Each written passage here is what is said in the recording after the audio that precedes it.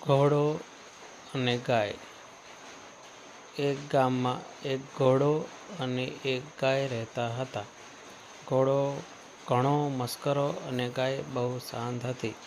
એક દિવસ ઘોડો ગાયને કહ્યું, "તમે જેટલું મોંઘું ખાઓ છો ત્યાં સુધી તમે ખેતરમાં કઈ રીતે કામ કરશો?" ગાય હસતા જવાબ આપતા, "મેં મારા કામને શ્રદ્ધા સાથે કર્યું છે. હું જાણું છું કે તમારું કામ તદ્દન અલગ છે, પરંતુ આપણે બધા માટે એકબીજાના કાર્યનું સન્માન કરવું જોઈએ." ઘોડો ગાયની વાતને સમજ્યો અને તદ્દન ચિંતિત થયો. તે સમજવા લાગ્યો કે દરેક પ્રાણીનું કામ મહત્વપૂર્ણ છે અને દરેક કાર્યનું સન્માન કરવું જોઈએ. બોધ: નૈતિકતા.